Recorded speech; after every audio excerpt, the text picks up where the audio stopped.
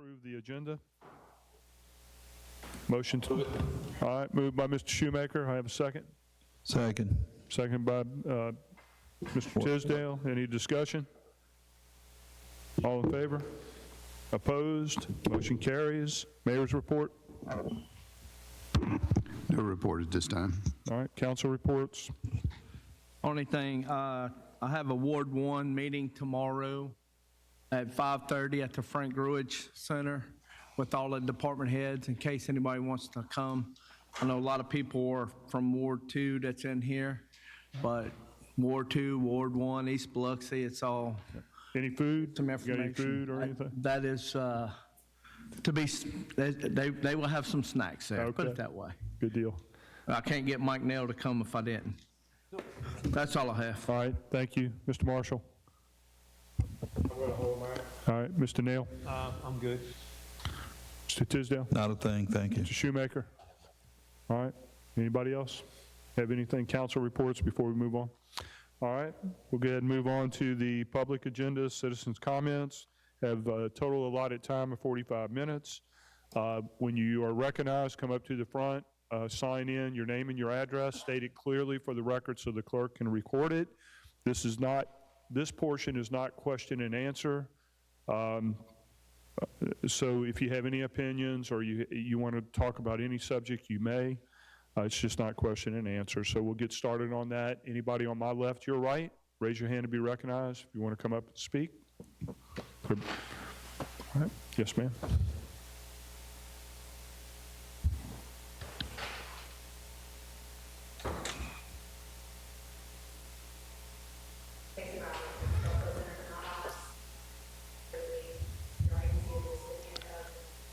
Wait just a minute. I don't think your mic is, there you go. Go ahead and restate your name. Sorry, I can hear myself just fine. That's okay. So Stacy Riley with the Gulf Coast Center for Nonviolence. We're also a funded agency through the Community Development Block Grant under the Public Services. And I think I sent you all an email about what we're able to use the CDBG funding for, and we're just a little worried that the funding may not be released to the agencies who applied for it, and we're getting awarded. But the CDBG money that we get for our agency, it specifically funds our preschool program, which is a therapeutic preschool program for kids aged 3 to 5 who have either been exposed to domestic violence or have experienced sexual assault themselves. But it also assists with specific services to kids in our shelter program who are under the age of 8. So it's very important that we're able to provide the prevention and intervention services to these young kids who have experienced the travesty of this trauma they have been exposed to or things that have happened to them.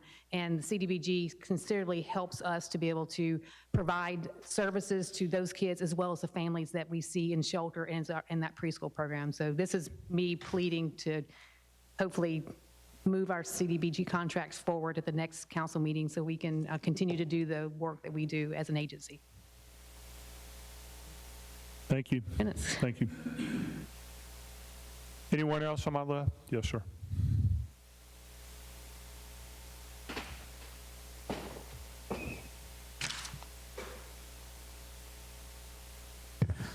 Good evening, James Pennington, Back Bay Mission. I want to thank Mr. Marshall, Mr. Glavin, and Mr. Tisdale, and the mayor for kind of walking around East Biloxi with us and looking at some homes that are in need of repair and homes that Back Bay Mission has repaired. So I'm here really asking the same thing as Stacy to make sure that the funding that we have, the $20,000 for CDBG, or TBRA, which is tenant-based rental assistance, which is going to be used for utilities, is still secure.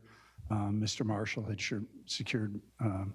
told me it was. So just here to make sure that's true and hoping that at your next council meeting you can vote on that. So, and we appreciate that and appreciate what you saw today with us because that's what we see every day. So thanks. Thank you. Anyone else on my left? Yes, ma'am.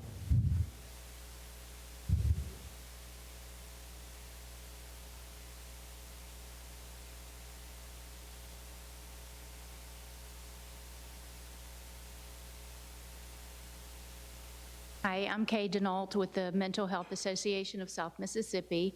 So just kind of mirroring what our first two folks said, we have some CDBG funds that we were expecting. Our funds would be used for a homeless outreach case manager to go out into our community of Biloxi. You know, there's a lot of people out there. It can be a hindrance to businesses, our hospitality industry, and just our other residents worrying about people who are out there loitering around and just trying to find a place to be. On the mental health side, there are a lot of folks who are in that situation as a result of a mental health issue that they may have, substance use issues, and a lot of times that has evolved from maybe a childhood trauma that they experienced, and that can be all sorts of things. We don't get to pick our parents, and sometimes parents aren't ready to be parents. And there's a lot of things that can happen to someone who grows into an adult and they're not doing so well, and so they end up in the streets. So our folks try to help them to move forward, help them to find a place to live, and also access to treatment and other resources that they need. So we just hope that we're able to help Biloxi and help our citizens here.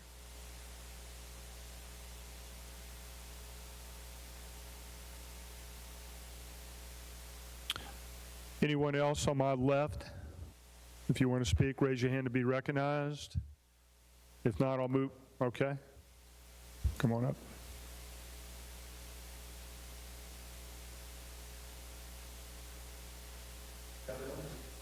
Doing good.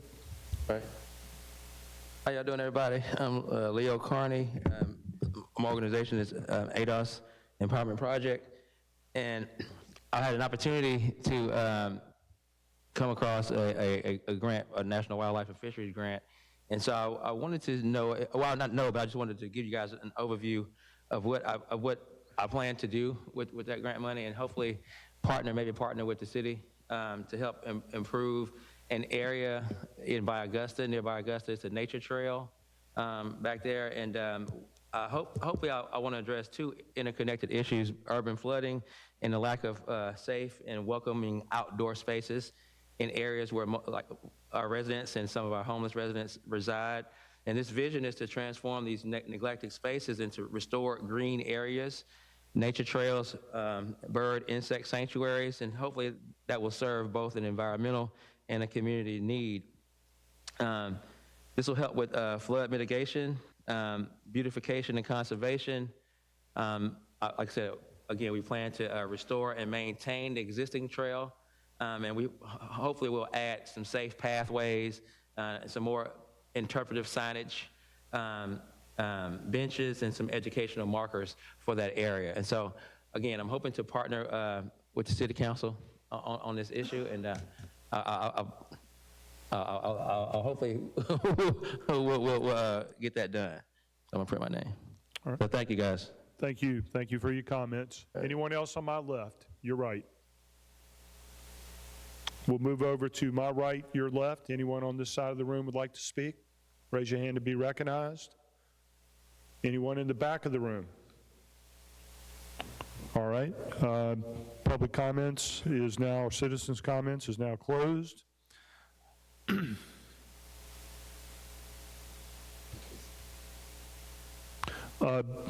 Yes, Mr. Tisdale wants to clarify. Point of order.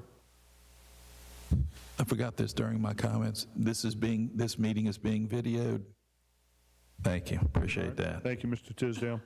All right, we'll get into the policy agenda. The subject matter of this meeting is to discuss community development block grants, funding, and for related purposes. This meeting was called as a result of some of our regular council meetings by Mr. Marshall. I hope we can have a very positive, civil, well thought out, and thoughtful dialogue with everyone this evening and make some progress. So with that, I'll go ahead and give the privilege to open the meeting to Mr. Marshall since he called this meeting.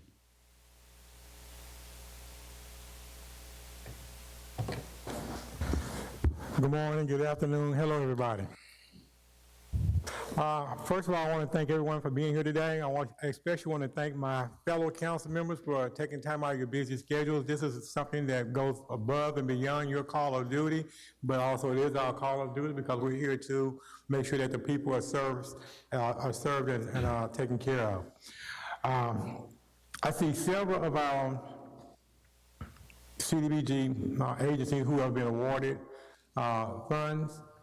They're here today, and they want to make sure that they're going to get their funding. I know that you put on hold. You put on hold because of the fact that we need to re-look at some things. Some of the decisions about the funding that was made prior to the majority of us that sits up here were elected. So this gives us opportunity to look at it so we can make up our mind, the new board, as to which way things are going. One of the things that I want you to feel sure is that I am not against any of you receiving your funds. I'm going to make sure that on the next agenda, the next city council meeting, that is put on the agenda so that we can go and make sure that's done. Okay. Sometimes we have to slow things down so we all can get on the same page. This money is not just about your organization. Matter of fact, each of your organizations, I met each of you, I know you, but it's about the whole community. And we want to make sure that the whole community reaps and enjoy the fruits of this. Today I had the blessing to go with the mayor and several of a couple of my fellow city councilmen, and we went into the East Biloxi neighborhood. We visited several homes. By me living in the area and knocking on those doors and knowing the people there, I knew that what their plight was, what they're going through. What we saw, I'm going to let the other two members, I'm going to pause now and let them explain to you what they saw firsthand. We're going to start with Dr. Tisdale. Well, thank you, Mr. Marshall. I appreciate that. We visited 4 homes this morning. We stayed at each anywhere from 5 to 12, 13 minutes. And it turns out, due to my background, I knew most of the residents, senior citizens, ranging in age from, I think, mid-70s to mid-90s, dealing with construction issues regarding their homes, whether it was a roof, whether it was flooring, whether it dealt with the piers upon which the home sat, termites, things of that nature. So the point was, and Mr. Marshall made this point, was to see how some of our senior residents live. And there are a lot of factors beyond their control that results in the homes that they live in having an uneven flooring and that approaching that certain age. I'm very aware of slips, trips, and falls. At my age, that would be a hip. At their age, I can only imagine. So given my background, I'd been to observe similar situations when I was a school principal. So I'm well aware of the issues. But it was a good visit and was illustrative of those kinds of situations that community development block grants can help assist with the residents in their housing. So that's my report, Councilman. Was that all right? Yes, sir. Thank you, sir. President? Yeah, I'll just add a few things to that. Everything that Paul said, is accurate. But we saw people that were appreciative, number one, that we would take the time to come out and look at firsthand the conditions that they need some help with. I think what we also saw was, talking to Back Bay Mission that took the tour with us, is they were very in tune to what is happening with some of these homes and some of the needs with the homes and the follow-up with the foundation or the flooring, and that there is a remedy, for it. Our goal is how do we match the funding how do we put a number to how many homes are in the condition that we inspected today, if you will, and then what kind of plan can we put in place to try to give some relief and help. If the number of homes is what Mr. Marshall is guesstimating it at, we're not going to be able to cure it all in one swipe or even in 1 year, I don't believe, but we can start making a difference. And if we methodically have a plan in place, then I think we can make a big impact, over time. So it was really good. The hospitality that they offered, there was no bitterness. It was more appreciative. Thank you for coming and visiting. Let me show you the condition of my home. We may do with what the resources that we have. If there are any available resources, we would certainly appreciate it if we would be considered for that. And I believe that's what my takeaway today. All right, thank you, Mr. President. We're here today to get information. We're not here to protest. We're not here to be in disagreement. You've already heard two of my fellow council members tell you that they recognize the problem, they see the problem. We're here to get information on how we're going to get the funding to start to fix the problem. We're not going to, my estimate is on a low end, we're talking 200 to 300 homes just in East Biloxi. Just in East Biloxi, but there are homes in each of these wards. So we're going to have this going ongoing, not just this year, next year, ongoing. We have to be able to keep it going. In order to do that, we're going to have a program designed in-house along with volunteers on the outside. I'm going to ask that the Back Bay Mission to come forward and have a seat. I got a couple of questions for you.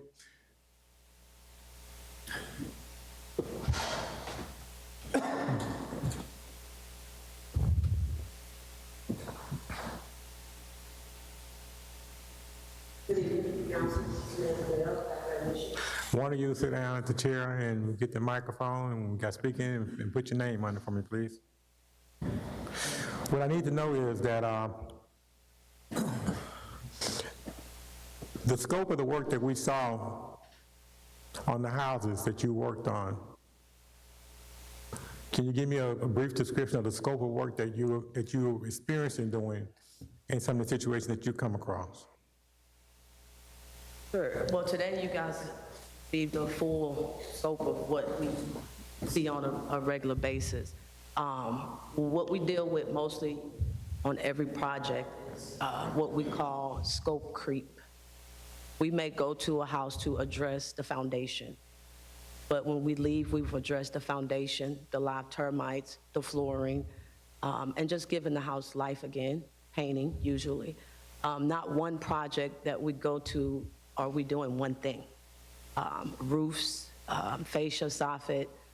Right now, we're doing a lot of porches, decks, and ramps in East Biloxi because most, if not all, from Katrina are rotting away.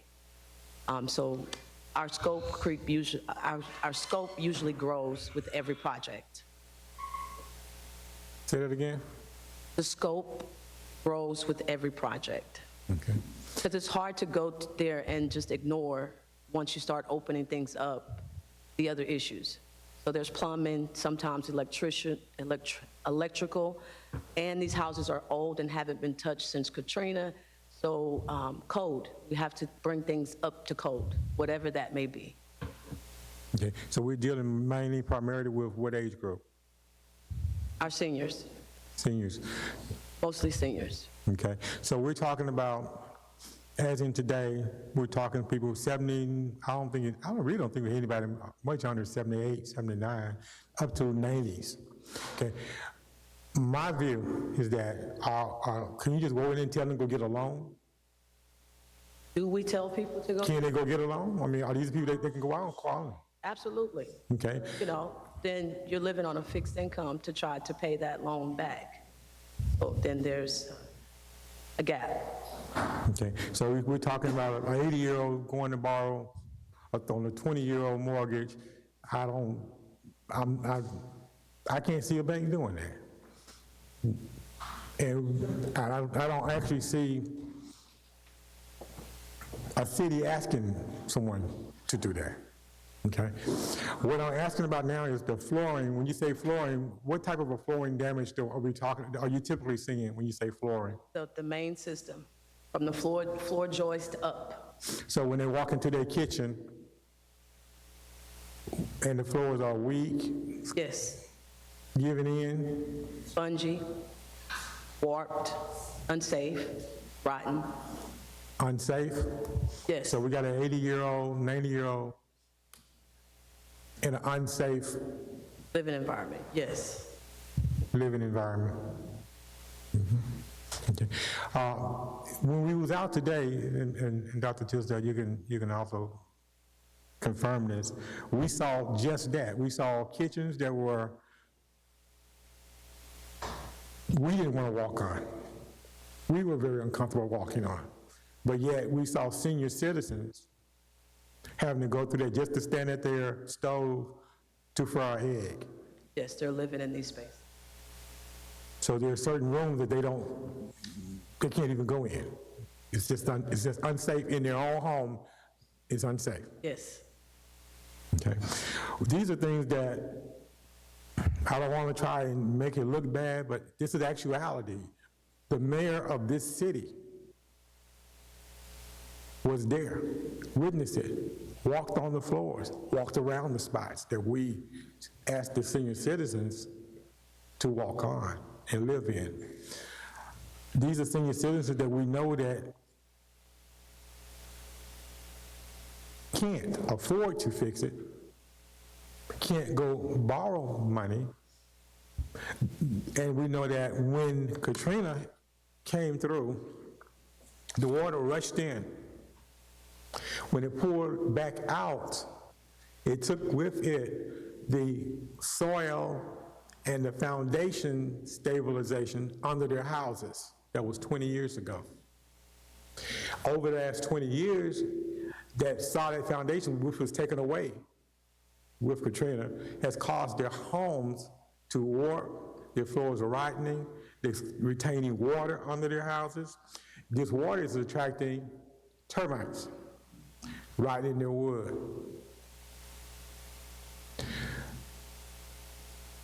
The problem that I have is that we're dealing with trying to see which way the funds should go.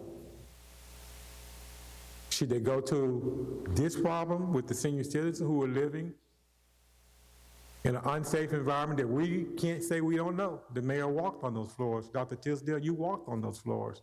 I walked on those floors. Bad electrical in their homes. We don't know if grandmama gonna get electrocuted. Roofs are leaking. We can't fix the roof because the foundation which caused the roof leak is there. Okay. All these things that I'm naming, are these things in the scope of your organization of fixing? yes, they are. Just to point out too, that we do this in all of the boards. Oh, yes, right, we add, yes. Right. Okay. So we are talking in, Mr. Shoemaker, your ward. Yes, Okay, we're talking in your ward, your senior citizens. We all have them. We all have them. We all have them. yes. And that's all, what we're trying to figure out is that, should that be our priority at this point? Or should that be our secondary, or third, or fourth? And we're gonna pick a road to nowhere. I could share with you what our program's priority is right now. Everything that you're talking about is what we do on a regular basis, but we had to make the tough decision as of recent, kind of what you're speaking of now, what do we tackle first? What's most important? So we're taking on repairing steps, decks, because again, they are rotting away. They haven't been touched since Katrina.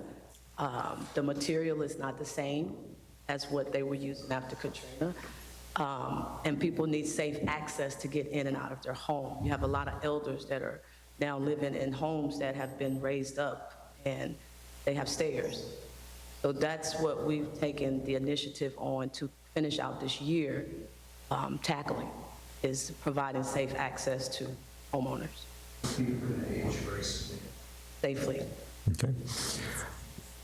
So with these funds, if we were able to work with your organization, we'll be able to go into, would you be able to do it without these funds? Could you do this? Can you continue the work that we need done without these funds? Do you need them? Oh, Well, we do what we do, but we can with what we have. yes. And I've been fortunate to partner up this year with several banks that allow us access to federal home loan bank funding, which allows us to replace roofs along the Mississippi Gulf Coast as far up as to Scotia, Wiggins, Jackson County. This year, we've completed 58. At least 15 of those are in East Biloxi. So we want to go into our communities, into Mr. Glavin's area. We're going to make sure that Mr. Glavin's, anyone who fits this model, this income in his area, would these funds help you to go in there and help your senior citizens in his ward? Any funds would be helpful. Would these funds also help Mr. Shoemaker in his area? They could, absolutely. Okay. And it may be more logical to look at each case by case, because not every homeowner's needs are the same. Okay. All right. Any questions for the Back Bay Mission, anyone? I got one. How do y'all determine who is more important? I mean, with 7 wards, people are strung out, you know what I mean, throughout a good stretch. How do you determine who is more important? You got Ms. Jones over here in Ward 1.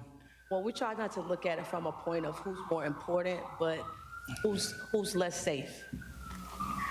We have the tough task of trying to decide what's the next project, but also keep in mind, our work, our labor is done by volunteers, and each volunteer group has a different set of skills. Today, we may have painters. Next week, we might have heavy hitters that are ready to do construction and build up homes. So we have to place those groups where their skills are. So we always have projects on our books, and we have to decide the need and also if the group can fit that project. Right, I mean, let's say somebody fills out, I guess walk us through your application process, I guess is what everybody kind of wants to know. Like, say, if I fill out an application about my house needing work, how do y'all go about? What qualifies? Yeah, or no, I mean, what is y'all's process of doing? Do y'all send somebody out there to look at it? You know, besides, okay, so, Me. yeah, right. I mean, Application, and I also do the first assessment.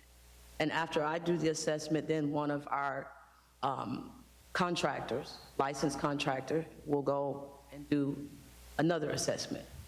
But you're qualified if you're a homeowner and your income.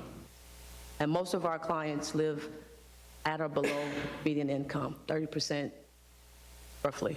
right. I mean, I guess it was just my question was this, you know, it's easy to fill out an application and hand it, you know, and I can put down everything I need, but I guess going out there and actually, because like you said, you look at the application, need a roof, need a floor, but you get out there and the hole underneath is Yes. going. So I'm just trying to see, how do you determine who is more, needs it the quickest, I guess, would be. Like I said, it's based on safety, of course, because we want to make sure seniors are living in their home as safely as possible so they can age in place. But I wouldn't say who's more important. Yeah. It's more so, you know, where can we put the group? And does this person, are they living safely? Right, they all important, but. Absolutely, You know, absolutely. trying to put, you know, I guess trying direct your people in the right direction where it really needs, and how do you determine how much money goes into each house? And we don't currently have a cap of how much money goes into a property.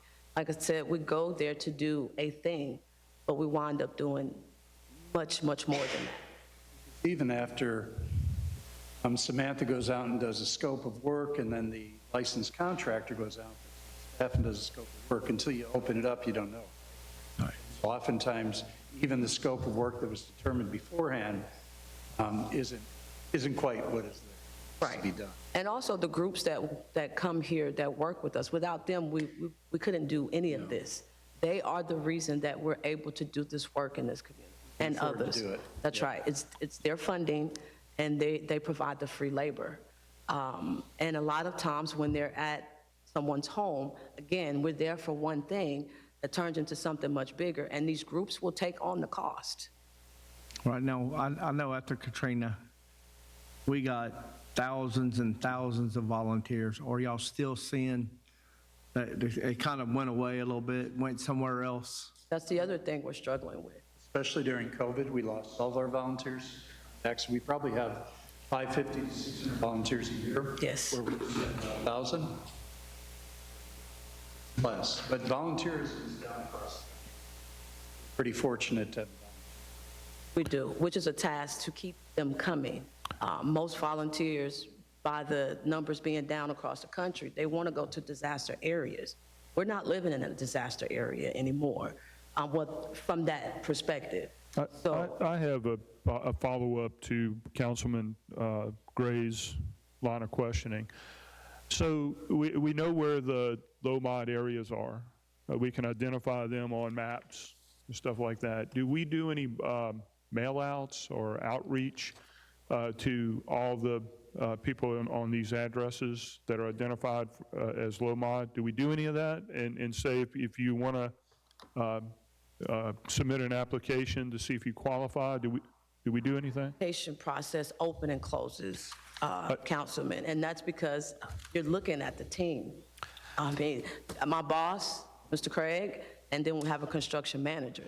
We don't have a large team. I understand, but do we do a period, is there any periodic mail out? Okay, so that's going to lead me to another thing. We do our monthly newsletter.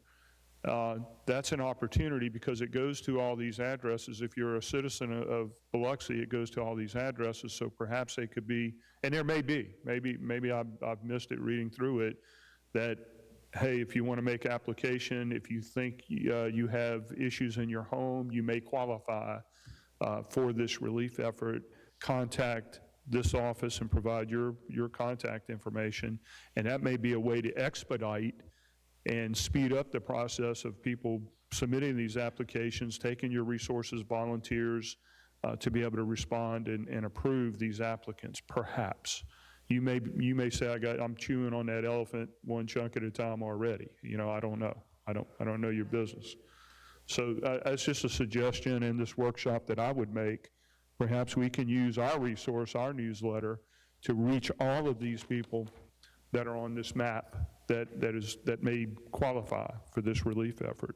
You mean that if you guys are going to help fund some of the project? That's another issue. But, we got to make sure that we're getting people the information. At least they can say, I'm going to try to submit my application, see if I qualify, and see if I'm going to get some relief or not. We can outreach everyone from Ward 7 all the way to Ward 1.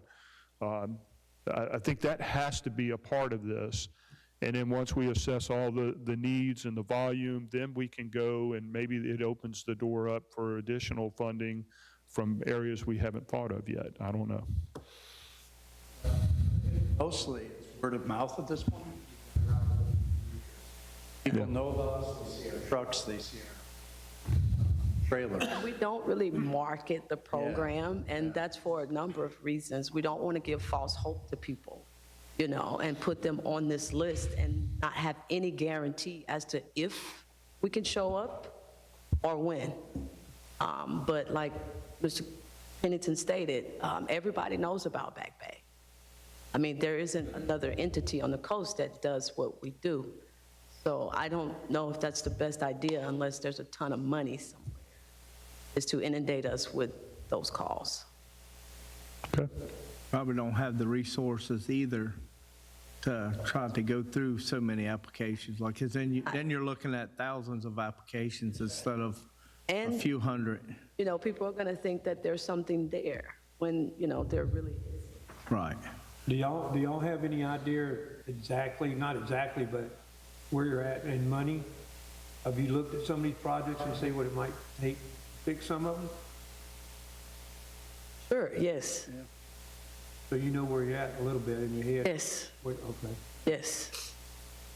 So a typical home, typically, and I think we asked this question today, is somewhere typically, because you get free labor for the most part, or reduced labor, free labor from volunteers, but the typical outlay for a typical home that is damaged is around 40 grand? Yes. Did I hear that correctly today? So then if you take that, let's say on average it's 40 grand, what is your capability? How many homes can you take care of in a year? With a cap at 40,000? Just say that's the 40,000 is the average, how many homes can you take care of in a year? That is a good question. Yeah, and that's why we're having this workshop. There's no wrong answers, or if there isn't an answer yet, if I was trying to create a budget or create a goal or a target, and that's what it typically costs, and then you know what your resources and capabilities are, and then we know what a number looks like, They can be so to speak. 10,000 for a ramp, 35,000 if we. Sure, And the roofs are anywhere from 15 to 20,000. understood. No wrong answers. If I had to guess, anywhere from 10 to 15. Okay, good. It's good to know. Yes. Sure. And contractors. We would have to pull them in at some point for some things. Thank you. Appreciate that. Good question, though. Absolutely. So how many houses a year would y'all typically be able to help? I didn't mean, come it just, prepared for like I said, there's no wrong or right answers. I mean, we just, this year alone, you just want to know the houses that we've touched in some way, whether that's HVAC, a roof replacement, a ramp, a porch, floors. I would say anywhere from 60 to 80. But that's because I write grants for funding. That's not volunteer. That's paying contractors. right, okay. Paying contractors, Yes. grants through federal. Right, because I mean, a No. lot of your volunteers not going to have HVAC experience or Exactly. electrical and, Right. or the code for Mississippi when they somewhere up north. HVAC funding ran out for X, came through Mississippi. Yes, Mississippi Power from the lawsuit with the Kemper plant. Yeah. Those monies were made accessible. We were able to provide that assistance to 459 homes. All right, that's all I have. Thank you. Question. I know you guys mentioned volunteer, but all the work done on these houses, volunteer work? Volunteer work, but we have licensed contractors on site that monitor the work. Make sure things are done by code, accurately and safely. Right, so you guys are pulling permits and Yes, absolutely. contractors. Are they paid or is that volunteer as well? They are Back Bay Mission employees. So it's also mainly, I guess, majority of the funds are for material, All of the funds, yes. All of the funding is for material, yes. that's all I have. Thank you. We have 2 licensed contractors. Jared, who assists, who has some construction skill. Ohio, she is. So our housing recovery program is a team of 4. Plus. Ms. Samantha, you are, I'm sorry. You good? Good. Okay. Ms. Samantha, you said that you write grants. Yes, Can you tell me what kind of grants do you write? all kinds. Federal, foundation, organizations, name it. So part of your job is instead of just sitting around, you actually go out and find organizations to donate money, to grant money That's the to biggest continue this. my job, yes. Okay. All right. Together, Samantha and I wrote a Chodo Yes. application, golf portal that's come through yet. So we hope to continue doing development in Gulfport. Would like to do some development here in Biloxi, but we haven't been blessed to find property. So would you characterize this, that writing grants is the essential part of what you do? Yes. Yes, funding is very essential to what we do. Without that, we couldn't do anything. Without funding, you're just there, huh? For the other 3 nonprofits that have $40, all of us write grants constantly. That's really our lifeblood. All right. Thank y'all so much. Wait.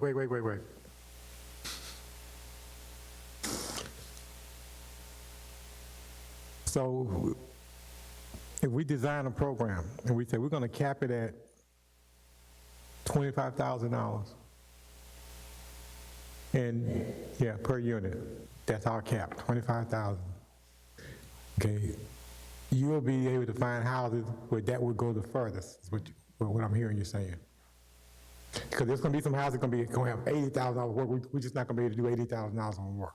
But we know that you know that the program coming from the city of Biloxi, CDBG, says that the cap is $25,000. You'll be able to work to find a way to, and we're going to leave our scope of work to what we think is essential. You're okay with working with that kind of a program? Absolutely. Okay.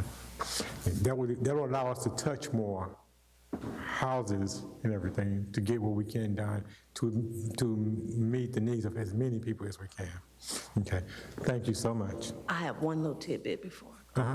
Affordable housing is greatly needed, and we are developing affordable houses in Gulfport, but nothing's happening here in Biloxi. Want to share that. Yes, and point. Truly affordable We just houses. finished our 5th one. I need to speak in the microphone. Truly affordable houses. We just finished the 5th one in Gaston Point community. Okay, how do y'all, the affordable housing, what determines the affordable housing? 30% of the income. 30% of the person's income. Okay, so you'd have to have lots to build on? Yes, So if you have the lots, then we'll build it. y'all build it, then how do they get funding for the housing? Meaning, Like if somebody wants to, I guess, buy the house, is that, or y'all renting them? multiple ways. I'm not sure if the city offers a program for first-time homeowners, but I do have some bank partners that are willing to work with clients to attain that. Okay. Some are, yes. Current new builds in Gaston Point, we have some single mom veterans that are there with the potential of owning them. Okay, so how have y'all been getting the lots in Gulfport? Is the city donating the lots to y'all? For y'all, I mean, y'all say y'all in Gulfport doing this, none over here. How are y'all obtaining the lots? Gifted. Lots were gifted. Yeah, gifted. They gifted? Yes. Okay, not through the city, just through people? Okay, that's all I have. Anybody? What if the city had some lots that they would donate to y'all? Could you build on them? Yes. Find a way. Affordable housing is so critical. You know, we have 4 housing programs for the unsheltered, try to move them into housing. Only move folks into Gulfport because it's the only, or Moss Point.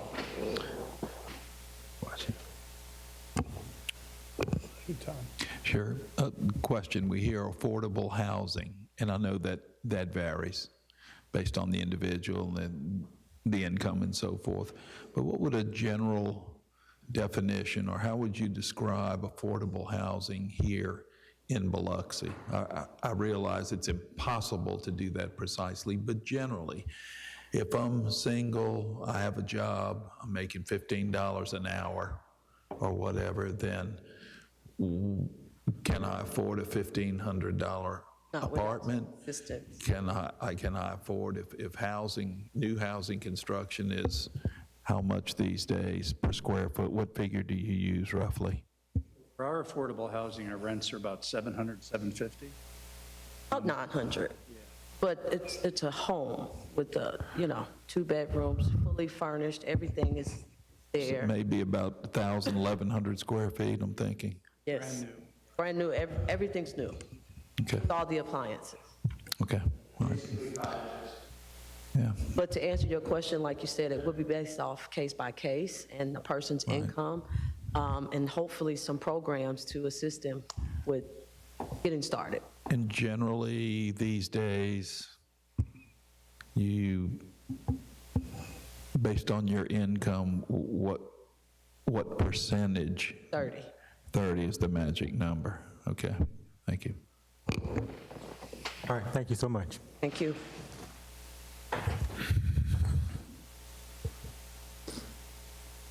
Ms. Susan?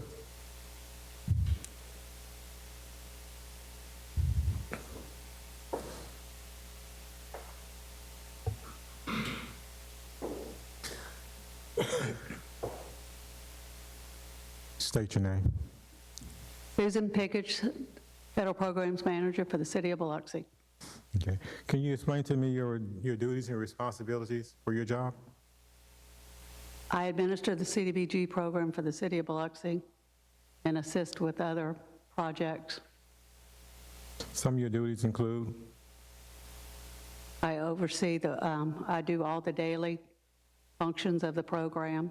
I do all the procurement. I do all the contracts. I oversee all the subrecipients. I oversee all the federal programs contracts. And I do all the recording of the everything in the IDIS system to HUD. Subrecipients, that'll be those organizations that spoke earlier? The nonprofit that spoke earlier, those you? Yes, That's called correct. subrecipients? Yes. Okay.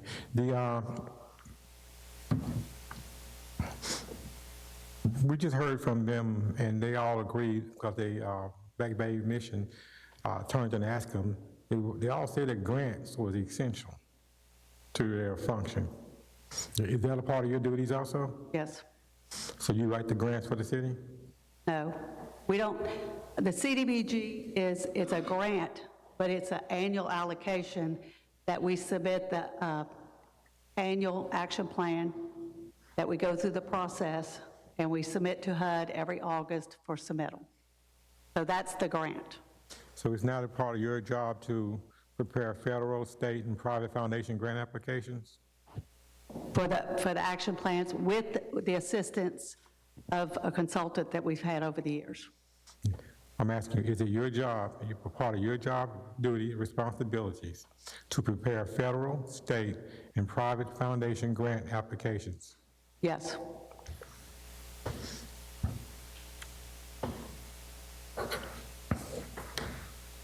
Is it your job to assist in the preparation of programs and project budgets? Correct, yes. The housing, were we just talking about providing housing for senior citizens, wouldn't that be considered a program? Yes. And I'd like to review what the process for that if I can. But I'll wait till you ask. I'm listening. Okay. I'm excited. It sounds like the council wants to go back to doing rehab, and it's a process. We have to have a plan. And with the plan of the rehab, we have to get the details, put the program together, and as the city, decide if you want to do an emergency assistance or if you want to do a full rehab program, which $40,000 or $50,000 or 10 to 12, how much you want to spend on each house. Decide who you want to serve. Do you want to just serve the seniors and disabled? Do you want to do it, you put all this in your plan. Then before you go any further, you decide, do you want to do this in-house or do you want to sub it out? Once you get all this in place and we get it approved in the action plan, you could be doing all this while you're working on your action plan that's due next August. You get all that in place, and then you decide if we want to sub it out, Back Bay Mission. Well, you have to procure it. You have to do an RFP for someone to administer this program. Then with that, you decide, is the city going to take applications or is the nonprofit going to take the applications? All this has to be procured, advertised. And then you're going to have a waiting list we had in the past. You take applications, first come, first serve, you advertise it. I mean, the B News is great now. And then you take your application, you could do that in-house, and then, but one thing you have to remember, the more you put on the nonprofit, they're gonna want admin. So that's gonna have to come out, if you give them, you'll have about $500,000 a year for rehab. If you want to do extensive, you want 40 or 50, the more money you put in the house, that's where your elevation's going to come in. And you're going to have to raise the houses. If you do an emergency rehab program, it may not, you can go fix a roof. If a roof, I haven't done rehab in 20 years, and I know the price. We were spending between $40,000 and $60,000 back at the day on rehab. So those are the things that we'll put in the program and then move forward there. Do we want to we could do 10 houses a year, or we could do 20 or 30, we could do roofs, floors, or, to keep it down where you don't have to raise these houses. Another option, if she was talking about for affordable housing, down payment assistance is an option. We did $2 million in down payment assistance. Find someone to build some houses. Then come back with before we were spending $30,000. We were giving grants for $30,000 for first-time home buyers. First-time home buyer is someone that has not owned a house in 3 years. Get them in the house, but that's challenging because of the insurance rates and the flood rate, the insurance. And then you're looking at low income, but that's a way too. You decide how much money you want for down payment assistance. But you could do the rehab, but we have to have a plan. We have to have everything, how it's done. And this is good because it takes time to put a program together. So right now, we're getting ahead of it. We're on schedule to do this. Yes, but if we've got plenty of time, if the council and administrators wants to do rehab for the PY 26 year, start it down and do it right. Don't halfway do it. Get everything together, all the program, the policies, everything in place, and then you can do that. When you say the 26 year, what do you mean by that? We're in the 25 year now. That's in place now. It's rolling. The 26 we're early. When we met with you, we said that usually we start in January, start the planning for next year's projects. So we can have all this ready to go for October 1, 26. Be the fiscal year 26, 27. Okay. Right now, the funds have been set aside for a road, right? Correct.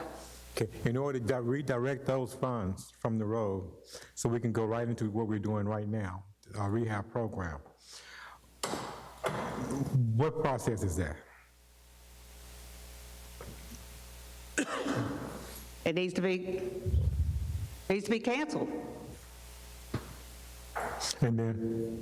And then amendment, process start. But I will tell you this, the government shut down, HUD shut down. We can't do no amendments now, till, nothing can be approved by HUD till it opens back up. So say it opens up before Christmas. We But can be we, ready? I mean, an amendment won't happen till after Christmas. Right, okay. So it's still, even if the government open up in the next 2 months, we can still get going with it, right? Right. Okay.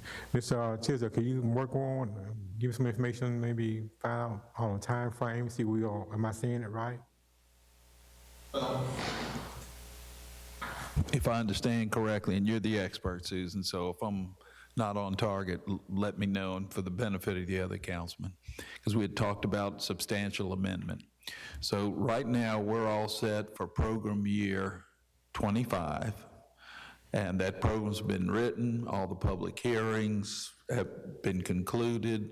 I think we've sent that in, and it's been blessed at the state and the federal level. And it goes to the state level, and then the state forwards that to the feds, and so it goes up the ladder and comes down the ladder, and then we get an okay. And that may take weeks or months, I don't know. And with the government shut down, we don't know because nothing's moving. So if we wanted, if the council, excuse me, wanted to look at a substantial amendment, since that was mentioned, there's a timeline. There are certain things that have to occur. Public hearings, you got to You can't publish just the tell me dates. to do it. I can't just change everything. I thought you could do everything. Potholes, No, I can't. hair loss. Okay. So my point is, if we're gonna do a substantial amendment, and I'm trying to get in my mind that if we wanted to do that at this point in time, then we've got to have a hearing or two. And with that hearing, is there anything that has to be a packet or anything, an informational packet put together for whoever shows up at the hearing? Or is it just we're having a hearing to determine a special amendment? And is there a survey that's done at these hearings and then things, but we gather input, right? First, y'all need to decide if the road project is about to be bid out, and the money's there, and it's ready to be bid out. And just by talking amendment, I can't just, Right. So, the process will start if for whatever reason, the process was advertised, we will have a public hearing, and then a 30-day comment, and then it will come to the council for approval, and then sent to HUD. so I'm thinking what you just described, probably the earliest we could get that done would be by March. Probably later, because as all of y'all know, I'm leaving. Paula's been here 45 days. She's going to be good, but we got a consultant that we don't have a contract for. So I'm just being honest. No, that's fine, and that's what we know. I'm trying to look at a timeline here. The other thing is, you said that the project, in this case, the road is, have we advertised for that yet? No, it's in its final stages. Okay, so Rick, this may be a question for you. What if the council decides that we'd like, rather than use money for the road, we'd rather shoot for a substantial amendment and look at putting more money into housing? If we did that, what has to happen, and what's the results of doing something like that? Well, at any point in time, you can change and make a substantial amendment from there. Time-wise, there's going to be multiple things that can happen. One, we're going to stop the process of bidding the road, so it will not be bid at that time. That money then will have to be moved. I don't know what Susan and them, if they have to have that attached to anything, and what's the possibilities of us losing that funding as well, too. Because as you go through this, what I would request, and this is just me, because I'm coming in new just like Mr. Marshall and the other four, but you don't go halfway through and torpedo a plan that has already been done. You go ahead and let's plan what we need to get done for this upcoming year. I understand the housing requirements. I understand the housing needs. But The council before had set this plan. We have moved forward with this plan for the betterment of the city of Biloxi. What we need to take a look at this point in time is how do we set a plan up that is going to be successful so that we're able to reach as many personnel, as many of our seniors, as many people as we can once we're able to do that. That is my request from y'all, is let's take a look at this. Just because you don't like what someone did before you, that plan was already in action. You have the opportunity to cancel whatever you want, because everything that we fund goes in front of you seven and the mayor. But what I would ask for you to take a look at is, yes, you were elected to make decisions for the city as a whole. For that, you've got to be able to take a look, how do we do this successfully? Not torpedoing this, torpedoing that. How do we successfully make a plan that supports everyone here? That is what we're here to do, is to support everyone here and everyone in this city. To do that, you have to have a solid plan. And I think everyone here will agree, it takes a while to develop that plan. We've got an expert here that I've got for 45 days. And then she's gone. Paula's going to do an outstanding job. Grace is another one of those contracts, and Grace has done a great job on doing this. And as we work through this, these are great plans that we're working on. But Mr. Marshall, we've had this discussion several times. The problem that I have is we just keep discussing it. Let's get a plan together while this one is still moving forward. We can walk and chew gum at the same time, but we can't keep tripping each other up as we do this. So that is my suggestion for us to take a look. Let's move forward. If you don't like what the past council did, that's great. You got elected. Let's change it. But let's change it with a solid plan that affects everyone here, and it doesn't open us up to being able to lose what we've already gotten. Those are my concerns on there. Now, however you want to do this, I work for y'all. You tell me what you want to do, and I'll do that. I heard, Rick, thank you for that, but I heard you say one thing, and I think you said it too. There is a risk.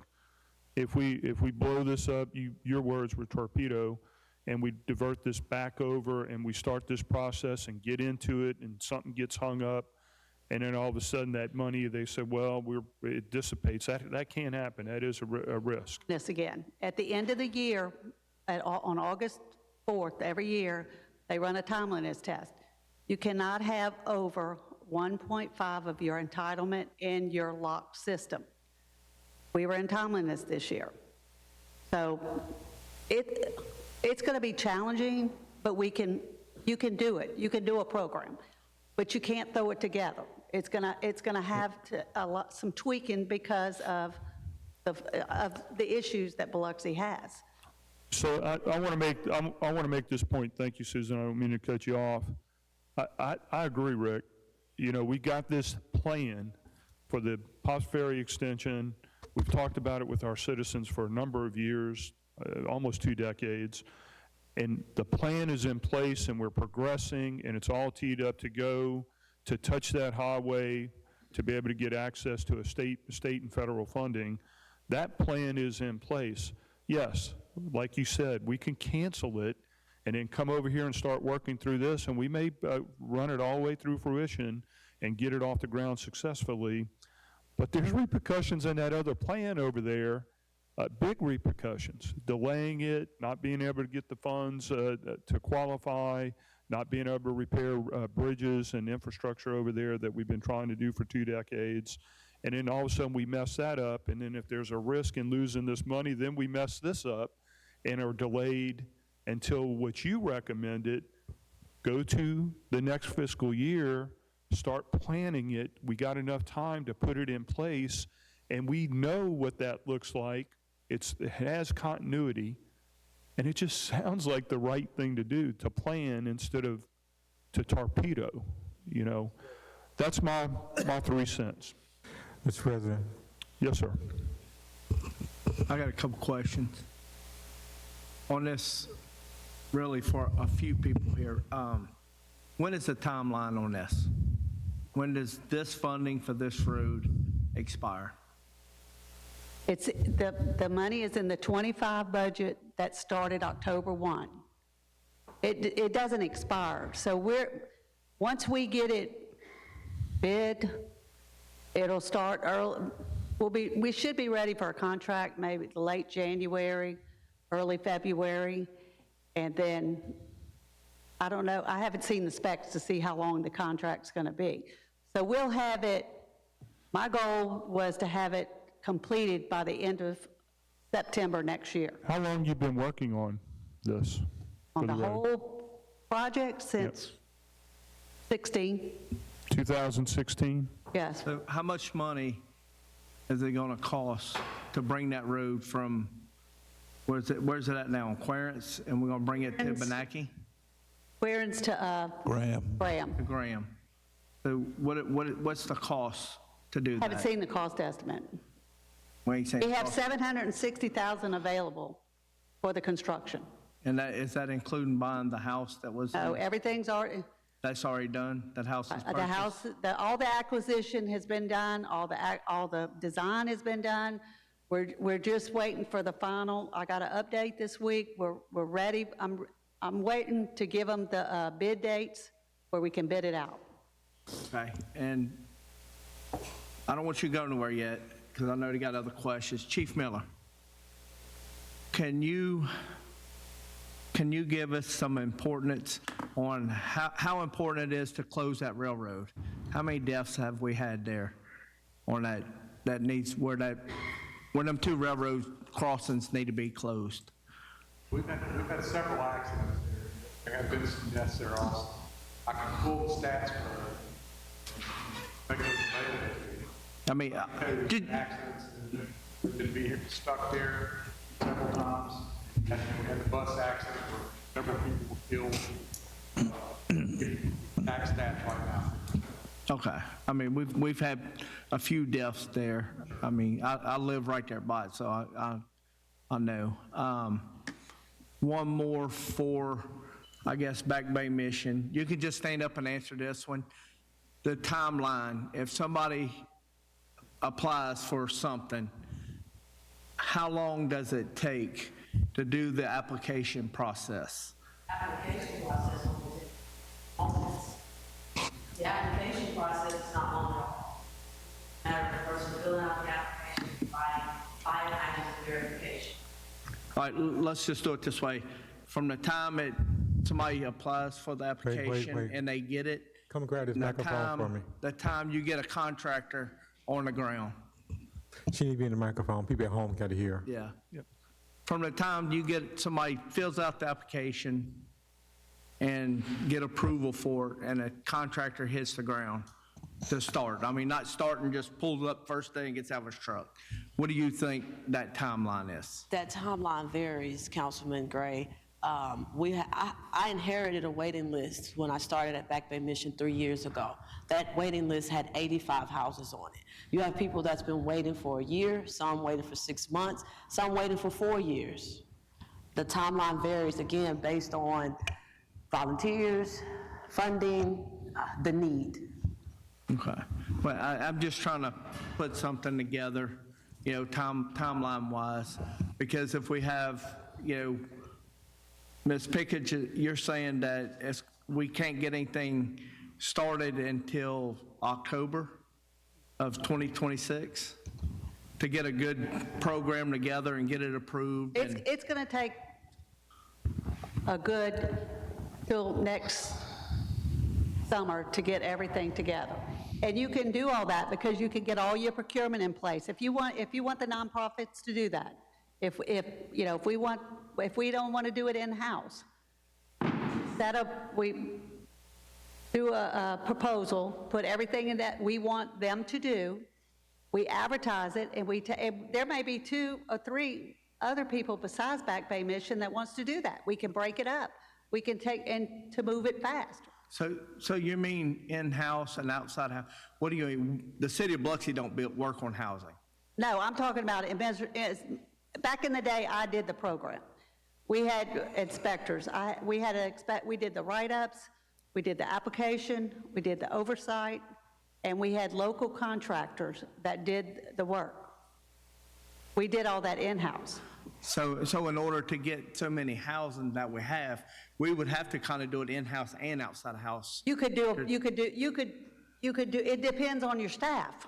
Right. You know, I don't want to speak for, future staff, but you could do it, you could have everything ready for October. You could have your nonprofit in place, you could have everything procured, have everything in place and ready to go, have the write-ups and have everything ready to go as soon as your money comes available. Because whoever gets this, they're gonna have to do this work and then get paid. CDBG is reimbursable.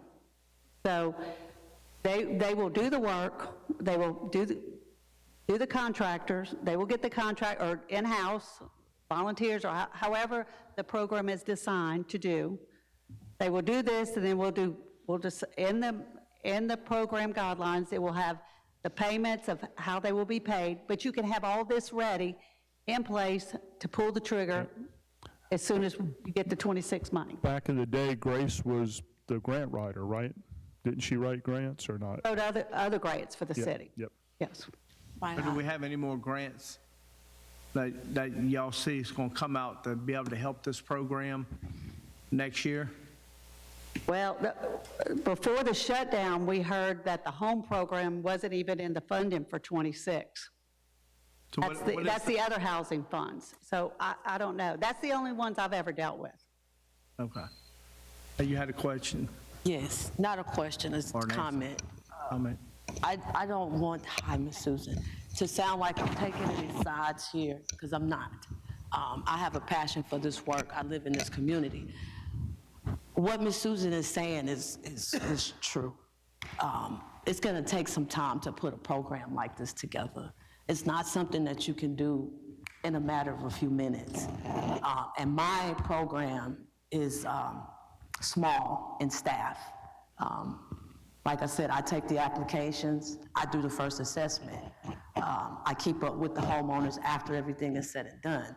I love the idea. The need is there, and I would love to take part. Back Bay would love to take part.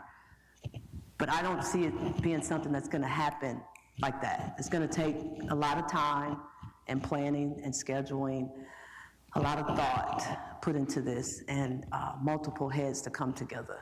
It's not something that's gonna happen. I just did what you guys are talking about doing with Moss Point, and it did not go well. And that's what we're doing. We're trying to put a timeline together, whether we have enough time to do this project to save lives, and because it seems like we're not going to be able to do anything until next year anyway, because putting a program together to help people. But if people wanted to donate to the Back Bay Mission now, and y'all can help people that needs help now. We're gonna do that. That is still possible to do. Absolutely. That's happening every day, every week. And that's all we're trying to figure everything out. What's the best way for everybody to save lives and to help people that need help? Because like I said, there's 7 wards, and you can't go walk through not one ward and not find nobody that needs help. I know on my road where I live at, I know I probably can show you 5 houses just on my road that I live on. So that's all I have. Okay. The question on the table is this.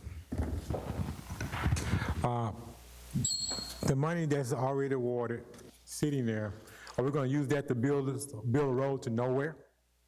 But this road actually goes nowhere. Or are we going to go ahead and take the money and give it to the people? The road does go in. Tell me where the road goes. Well, it's for safety to close those railroads there, and also the people that live on those streets. If you go north on those streets and you want to go to Keesler, you can't turn left. You got to turn right. So this gives them another way to come down and come out and go to Porter Avenue to get out. In all actuality, if you walk that road, you ride that road, it's not a continuing road that goes nowhere. We're looking at from 2016, that's what you just said.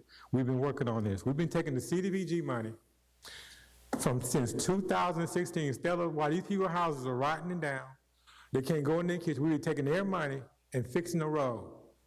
And you want to say now it's up to us to either continue to fix the road or get the money back to the people, because that's been long enough. We can find money to fix the road. That's what we do.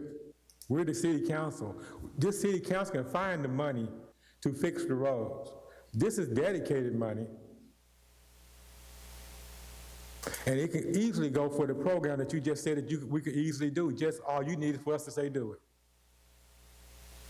That's what's on the question, folks. Don't get confused by the technicalities. You pay us to do the technicalities. The goal is to get the money to the people. Are we going to wait another 2 years, 3 years, 4 years? We waited since 2016, which is basically 10 years. $500,000 plus a year. 10 years, $5 million that could have been into our community. Now they got to keep going. So the community got to decide, are we going to let this keep happening, or are we going to put a stop to it now? Your city councilmen are sitting up here. If I was to vote, I'd vote to do it the right way and put all our ducks in a row, make sure we're organized, make sure we're collaborating with everyone, and we got a well-thought-out plan. We've heard from one of our experts that's implying that. We've heard from Mr. Weaver, who's our CAO. We've even heard, from some of the volunteer groups and that are doing this good work, that they've experienced some things that if you rush it, we may not have the outcome that we want. I know we want to rush it and get it done as fast as we can, but sometimes rushing it can cause some bigger issues, and I think the risk of rushing it, I'm not comfortable with it. I'm only 1/7 of the council up here. I don't dominate, or my vote is only 1/7. There's 6 other council members that have to weigh the risk and look at that program of work that we put in place for the betterment of Biloxi. And then we have this other program that we can enhance for the betterment of Biloxi and do it the right way, plan it, and in a year or less, we can see light at the end of the tunnel and get it done the right way. So let me ask you this, Mr. President. What you're saying is this: the money that's already allocated to the road, let it go, and that's the last of it. We're going to keep moving. We're going to move with a program for CDBG from the future on. I would say that we have a plan in place. There's a lot of moving parts in that plan that we may not use all that money. There's a chance that all of it may not be used, and it may come back to us to be able to utilize. We've heard that. These people have heard that for years now. For the last since 2016, we've said the same thing. But this road project has no end. No one can give you an end when it's going to be over with. No one can give you an end. What we're asking is that definitively, using this as the final time, and from now on, this council should be in agreement that come the next times, the money goes to the people. Other than that, we didn't do anything. We're going back to the 2016, all the way back to the end, spending the money on the road instead of the people. We need to spend the money on the people. When? Well, and I understand that the feeling is there's no end, but I certainly see a beginning in what we've talked today, and that should be the outcome of this workshop, is that we do see a new beginning, and I do see the new beginning without compromising that we're almost to the end of this road project. Okay, no one has said we're to the end of this road project. Matter of fact, the question was asked, and you don't know when, do you? Can you give me a date when this project is over with? It's been going on since 2016. What date will it be over with? It has not went out for bid yet. Once it goes out for bid, we'll know when it ends. Is this the final leg? Yes. There's no more projects after this for this road? Not to my knowledge. I don't- So, So what's the problem with this council being in agreement saying that since there's no more road to build, let's work on the program? While we work on the program, we don't plan to fund it anyway. We need to commit the funds. Let me make an observation, because the first A section of this road was from Porter to Quarens. This next section is Quarens to Thelma. Graham. To Graham, I'm sorry. So it may be a little longer than the Porter to Quarens section. And then at some point, to finish that road, it's got to go further east there, I think, right? Or does it tie into Esposito? Well, Not we Esposito. probably won't be able to go further. Okay, probably won't be, all right. So this would be the last segment as far as we know right now. Right. Okay, if this, do we anticipate having any carryover funds from program year 25? I mean, that's Hopefully, all going to no. depend upon the bids. This'll, That depends on the bid. So anyway, we've allocated, looks like on the handout, we got about 760,000. yes. That section of road. I don't know, do we know off the top of our head what it costs for Porter to Quarens? Anybody? No, I sir. don't know. Not off. For some reason, I'm thinking it was $500,000. This is a little longer. The other thing is, if there was any money, and we'd know after the bids come in, let's say what happens if the bids come in at 850,000? It's 90,000 more that's allocated. I mean, unless the city comes up with the difference, it's not going to get done. So that's a possibility, right? Okay, could cost more than we've allocated. Could cost less than we've allocated. I doubt it, but what if it came in at 700,000, we have 60,000 left over? We could move that money. Well, that's what I was going to say. At that point, we could allocate that to whomever, whether it's Back Bay Mission or, like you said, have more than one nonprofit and split it up among the nonprofits. If it was 60 grand, that might get you, depending on the work that's got to be done. You might touch 2 homes. You might only touch 1 home and some front steps and ramps or whatever. It just kind of depends. But to shift gears, and this is what I know this is what Mr. Marshall's looking at. I'm just thinking the time frame, and Ms. Bell, thank you for your comment. You're kind of an outsider. You're the objective person in the room right now. Other than that, no pressure, okay? But so what I heard you say was it takes some time to put a plan like this together.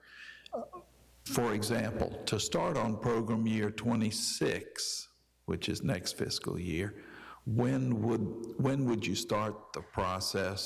typically start the process for public hearings and comments? And usually is that when, March or April? March or April, but we start before that with the council.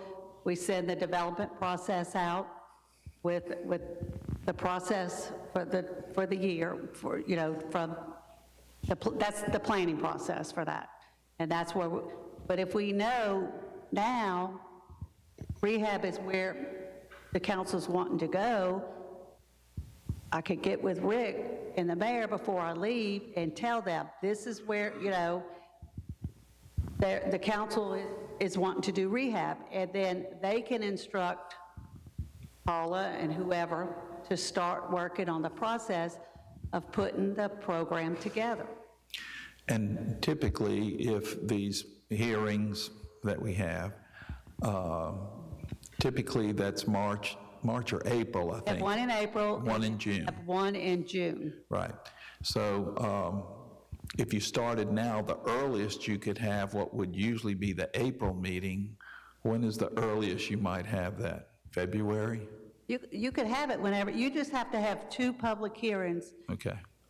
in the process. The second one has to be, because we don't get our allocation letter till May, so we have to make sure we have the actual allocation letter before we have that final public hearing, Okay. before the 30 days, because we have to have the 30-day comment before it comes to council for approval and then to HUD. All right, so for that allocation Okay, that's for Program 26. You really can't do a whole lot till you get that allocation letter in May. You can start the planning process and have everything and just say an estimated. We always estimate Right. that we're going to receive what we received this year. All right, so that first meeting that we usually have in April, what kind of preparation do you have to do for that? We just, by that time, we have by that time, we kind of have an estimate of what projects that the city's wanting to do. Okay. Got to have a plan on that. So you would have Yeah, started you gotta also planning in have the fund- January, most probably. Money you want to spend, Mr. Marshall talked about, do we want to go 20 to 40? Do we want to go 15 or 10 to 20? Those are the things that we're going to have to sit down and work through the details of to actually lay out a plan of taking a look at and then working with the nonprofits to get to that point. So those are the first things that we've got to take a look at is what does the council want to do for the game plan? Do we want to go up to 40,000, up to 50,000 as a cap? Or do we want to go to 20,000 as a cap? So we've got to sit down and do some work between the administration and the council where you tell me what you want to build, and then let's build a thorough, methodical plan that once October hits and we get that funding letter, then we can provide the funding to the nonprofits that are already tracking where we're heading to. Okay. So what if, Yes, no, what I'm trying to find out is this, are we gonna do this, or are we just gonna keep talking about it? I don't wanna hear next month, January, February, well, that road gonna cost more, so we're gonna need the money for 2026. I need to know, before I give up, are we gonna commit this to this program? We're gonna switch, like she said from the beginning, are we gonna switch over to rehab? We're gonna switch over to rehab, let's start working on it now. Well, I got a That is a question. call that you have to be able to tell me, and if you're ready to do this, we'll start the planning next week. Move That's the forward. question I'm asking my council. Is that what we're saying? Hold on, I got a question. How much, and this would go to you and you, so how much money would it take to start this program? Nothing. You have to put the program in place first. Right, but I'm saying if, once you put this program in place, what would be the dollar amount? Okay, the budget is usually, say, $650,000 to $700,000 a year, the CDBG budget, the planning. So now I'm answering your question, Paul. Okay. Now, you would have at that first meeting saying you're estimating, think that at this point, you're saying you're gonna do so much money, 15% for public services. And then you're gonna take the balance of that if you wanna do rehab and just put the balance of that money, say 500,000, in the rehab program. That starts the process for the planning, but you can be doing this other, getting the program together on the side where it's ready. Right, but what I'm saying is, this is for the people. I mean, we have to help our people out. The internet tax sale, the tax money that we have coming, would we be able to allocate some of that money to start? No, because that's strictly for roads and stuff. So would we be able to use some of that money to finish the road project?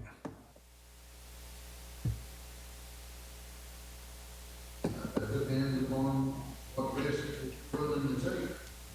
Based upon the executive session. That's another topic. That's another executive session in which we'll have to go back in with the attorneys. Well, no. But I agree with what you're saying. I'm talking about the next, because we get it in 5 more months. Thereabouts. So it's going to take a while to put a program together.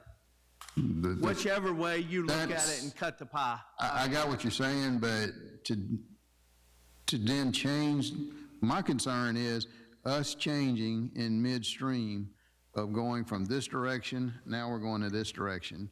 What I would ask is you to have enough faith in the past council and what they voted on to complete, and then let's move forward to that, but let's take the time that we're here now and let's build a comprehensive plan that fixes, and once October hits, we're locked in tight. And rehab is exactly what you want to take a look at. Obviously, we still want to do the Center for Nonviolence. We want to do for mental health, all of that in Back Bay, but we want to take the remainder of that money and then have that plan already locked in with, we can, almost to the applications of whenever we get the funding and the money comes in, then we turn that over to the nonprofits. So the start question doing is, the help. is that where we're leading towards? Are we going to take the 2026 funding, go into the rehab program? Is what I'm asking. Okay, and that's, thank you. That's, I wanted to be getting choked up talking to you, Mr. Marshall. So, and that's, if I understood you correctly a moment ago, you're looking for a commitment for the CDBG funds in program year 26, which is next fiscal year. In other words, we ride with the program now in program year 25. But if you sponsor a resolution to get a commitment from the council that we will put the CDBG funds into housing for this next budget year, fiscal year, if we vote on that and it's approved, then we've made it a commitment when the program funds come in for program year 2026, which will be, you said, about May? Well, we'll get the commitment, we'll get the letter, allocation letter. But at that point, if I understood you correctly, if you can get a commitment from this council to use the CDBG funds for housing, then that gives us time to develop a program for program year 26. You've got the assurance based on the resolution, if it's approved by the council, that those funds, or the bulk of those funds, will go towards that end for housing. And if we decide we don't want to include another section of road, if there is another section, we don't have to do that. But we would still set aside for those subrecipients. Typically, we have 3 or 4 that we fund. 15% can go to nonprofits, 20% for admin, and the balance would go to housing. All right. So I'm looking for the commitment for that balance to the rehab program, and we'll pull back. Other than that, we're going to go forward. I think I'm okay with it. We're on board if that's what I'm hearing. If that's what I'm right. And I just want to add something, Paul. Go ahead, before Mr. I forget. To answer your question, yeah, I think that's what we're pivoting. Like she said, if y'all want to switch to rehab, I think that's the way we go. As we work through the new rehab plan or culture or mindset, I want to make sure it's an inclusive plan for all the wards, not equally divided by 7, but certainly inclusive, that wherever the people are that have a need, whatever ward they're in, that this program, this mindset doesn't leave anybody out that qualifies for it. And I know we established priorities where the concentration may be, and that's fine and dandy, as long as it's equitable on a percent basis of where those needy people may be that need that help, like we saw today. And that would be, I would certainly support that. Okay. At this point, we're going to follow the guidelines. If it says that you got people in your area that need it and they're qualified, we're going there. And we're going anywhere that people are needed in the city of Biloxi. That's just obvious right there. We're good on that. I need to know that this is the last CDBG dollar going towards the road, the rest be going to the people. That's what I'm looking for. I can't say that it's the last dollar forever and ever. We may be 60 years down the road. I may still be on the council. I may I'm not going to deal with you for Lawrence. 60 I'm not going to deal with you for 60 years. I'm not going to do that. We're kind of spinning. We're spinning out here a little bit. Right. Any new ideas, fresh thoughts? Any ideas? We certainly appreciate your expertise. Thank you, and also you. So we are clear. Are you okay with that? Yeah, I mean, I like to look at it, and I'd say, We don't have a plan yet, we have an idea. I'd say, We're not, she's Great. not asking for a plan, are you? That's where y'all need to start. You need to communicate with Rick. Y'all need to put y'all's wish list. You know, when we did rehab back in the day, in our glory days, we concentrated on the elderly and the disabled. And that's where it helped everyone across citywide. And then you just do an application process. You advertise it, they come, and then that's how it, first come, first serve. all right, so We're about 9 minutes over our time limit. Any final thoughts? Mr. Tisdale, please. yeah, if you don't mind, I would just say, Mr. Marshall, put together a resolution stating what we talked about here today. Program year 26 funds, we're going to pivot to housing. We're still going to include the sub-recipients, and that we don't know what the amount is, but when it comes in, that's what we spend that time working on the plan. We'll be good to go. Thank you, sir. All right, thank you. Mr. Shoemaker, you had your hand up? Did you? Absorbing, you're a smart man. Anybody else? I was going to ask her, so the bids that you're going to be getting, that's going to go through. You're going to see who the lowest bid is. Yeah, That's going to, well, it would be an RFP you would do if the city decides to do it through, like, subrecipients administer the program. You would just do a RFP, ask for their qualifications. You could set it up to select one or several agencies to do the program. so you have no idea what it's going to cost. It could be $400,000. Mr. Nail, if it would be beneficial, what I would ask before Susan gets out of here is in the next 2 weeks for her to come up with a questionnaire that then I can submit to each one of you to fill out, and that will kind of answer a majority of these questions, and it will be able to allow you to then tell us what you want to do so that we can start working towards that plan. I think that will be the most beneficial thing for us to be able to move forward at that point in time. Then you'll have everything in place. When the process is over, the budget's submitted to HUD. After the 30 days, it comes to you, you bless it, it goes to Jackson, and you're ready to go. All right, so basically what I'm hearing is that we're going to be pivoting towards housing, and we're going to be getting a resolution for the next council meeting, so for us to vote on it, and we'll be discussing it up until then. So we got a housing program coming up. first, I want to thank everybody that came tonight. You know, a lot of input. I mean, everybody, it was helpful to make a lot of these decisions. And happy retirement. Thank you, and good luck, and God bless, and please, I hope this is the end. You said you love you. Was that included in that? Did you include that, love me? Was I included in that, Ms. Susan? No. All right, thank you, Susan. Get to buy the cake. Thank you, council members.